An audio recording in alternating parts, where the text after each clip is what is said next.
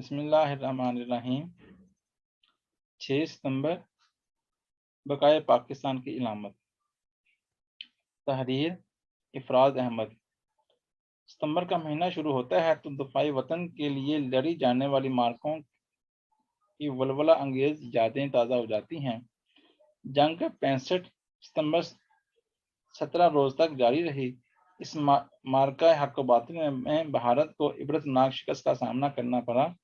ان 17 دنوں نے پوری قوم میں ایک عجیب جوش ولولہ پیدا کر دیا۔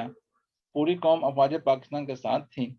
وطن عزیز کے تمام شاعر، ادیب، موسیقار، گلوکار، علماء کرام، شہری، سول ڈیفنس کے رضاکار، پولیس اہلکار، غرض کے تمام شعبۂ زندگی سے تعلق رکھنے والے افراد نے اظہار و قربانی کی ایک عظیم مثال پیش کی اور اپنی بہادر، جان باز اور جذبہ شہادت سے سرشار افواج کی پشت پناہی، حوصلہ افزائی اور اخلاقی و مادی امداد و حمایت کے لیے میدان میں اتر آئے۔ ان 17 دنوں میں کوئی پنجابی تھا، نہ بلوچی سندھی تھا، نہ پٹھان، بلکہ سب پاکستانی تھے۔ مسلح افواج کے افسر اور جوانوں نے تمام محاذوں پر جرأت و بے باکی کے وہ باب رقم کیے جو رہتی دنیا تک سنہری حروف میں لکھے جائیں گے۔ نہ صرف یہ کہ پاک فوج کے ہر افسر و جوان کا جذبہ آسمان سے باتیں کر رہا تھا، بلکہ عوام کے دل سے بھی جنگ کا خوف بادلوں کے سائے کی طرح اڑ گیا تھا۔ پاکستانی قوم نے ستمبر 1965 کی جنگ میں اپنا دفاع کر کے تمام دنیا پر یہ ثابت کر دیا کہ ہم ایک ناقابل تسخیر قوم ہیں۔ جنگ ستمبر کے 17 دنوں میں کشمیر سے لے کر خیم کرن تک ہر محاذ پر بے شمار ایسے مارکے لڑے گئے جو تاریخ کے اوراق پر جرأت و بہادری کے بے شمار نقش چھوڑ گئے۔ اجتماعی اور انفرادی مارکوں کی ان گنت داستانیں رقم کی گئیں۔ انہیں مارکوں میں ایک مارکہ چونڈا ہے۔ جنگ ستمبر کا ذکر چونڈا کے مارگ پر لڑے جانے والے اس مارکے کے بغیر مکمل نہیں ہوتا۔ اسے جنگ عظیم دوئم کے بعد ٹینکوں کی سب سے بڑی جنگ کہا جاتا ہے۔ چونڈا سیالکوٹ شہر سے 25 کلومیٹر دور ایک چھوٹا سا قصبہ ہے۔ 6 ستمبر چونڈا کے باسیوں کے لیے وہ یادگار دن ہے جسے یہاں کے بچے، بوڑھے اور جوان آج بھی اسی جوش و خروش اور جذبے سے مناتے ہیں اور شہداء کو خراج تحسین پیش کرتے ہیں۔ اس کا مظاہرہ انہوں نے 38 برس قبل اپنی مسلح افواج کے ہمراہ دشمن کے سامنے سیسا پلائی ہوئی دیوار بن کر کیا تھا۔ یہ دن چونڈا میں شہداء کو خراج تحسین پیش کرنے کا دن ہوتا ہے۔ 1965 میں بھارت کے مذموم عزائم کی فہرست میں چونڈا پر قبضہ سب سے اہم تھا کہ پسرور کے راستے وہ گجرانوالہ جی روڈ کو منقطع کر کے ملک کو 2 حصوں میں تقسیم کر سکیں۔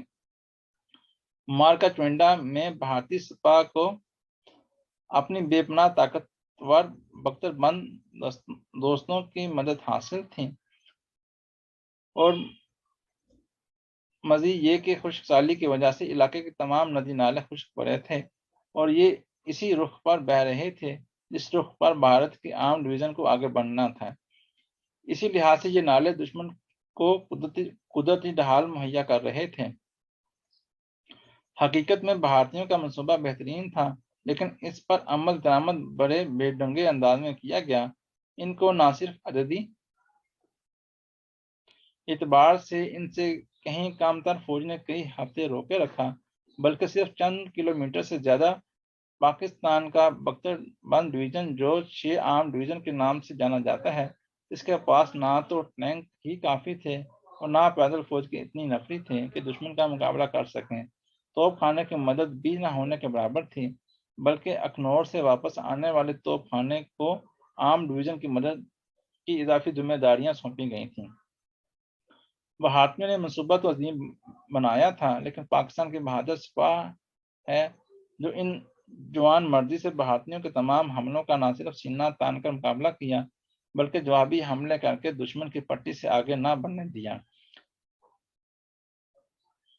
الرا پہ دشمن نے کئی دفعہ قبضہ کیا، لیکن ہر بار جوابی حملہ کے پاکستان کی جوری سپاہ نے اسے واپس چھین لیا۔ جنگ ستمبر میں بہت بڑا سبق جو سامنے آیا وہ یہ تھا کہ صرف عددی برتری ہی جنگ جیتنے کے لیے کافی نہیں ہوتی، بلکہ اعلیٰ پیشہ ورانہ تربیت، حوصلہ اور میدان جنگ میں موقع کی مناسبت سے بہتر چال ہی فتح کا باعث بنتی ہے۔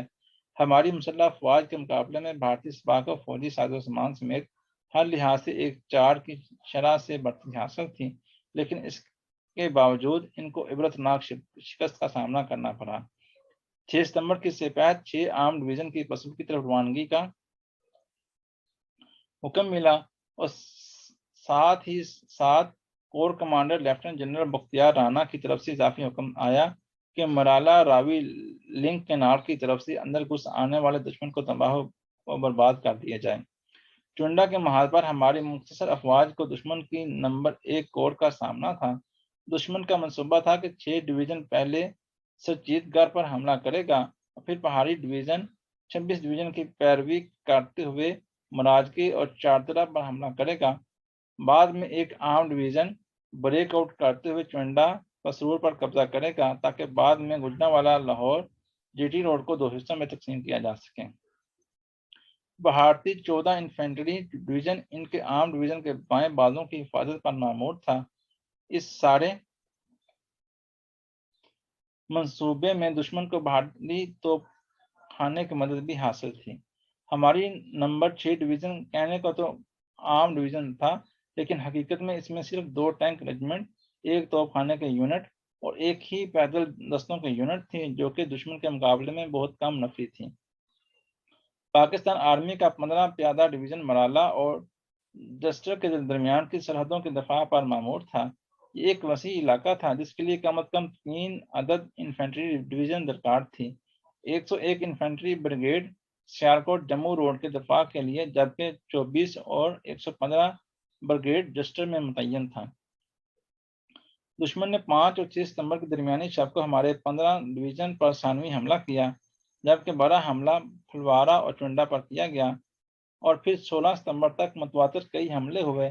ان حملوں کے جواب میں پاکستان آرمی کے وہ باب رقم کیے جو رہتی دنیا تک یاد رکھے جائیں گے۔ وہ دشمن کے سامنے آہنی دیوار بن کر کھڑے ہو گئے اور 2 ہفتوں کی لڑائی میں بھارتی سپاہ صرف چند کلومیٹر تک کے علاقے پر قبضہ کر سکیں۔ چونڈا پر قبضہ کرنے کی بھارتیوں نے بے انتہا کوشش کی، لیکن وہ الہر گاؤں سے آگے نہ بڑھ سکی، جو چونڈا سے 4-5 کلومیٹر کے فاصلے پر ہے۔ الہر ریلوے اسٹیشن پر دشمن نے قبضہ کیا، اس کی وجہ سے سیالکوٹ اور لاہور کے درمیان ریلوے کی آمد و رفت ناروال کے راستے اس وقت معطل رہی جب تک بھارتی فوج یہ علاقے خالی کر کے واپس نہ چلی گئی۔ سچیت گڑھ، مراجگی اور چاردرا پر قبضے کے بعد انڈین آرمی نے سیالکوٹ کے محاذ پر بار بار حملے کیے، لیکن سخت مزاحمت کا سامنا کرتے ہوئے انہیں پسپا ہونا پڑا۔ 2 ہفتے کے دوران بمشکل 10 کلومیٹر آگے بڑھ سکی۔ آج 6 ستمبر ہے۔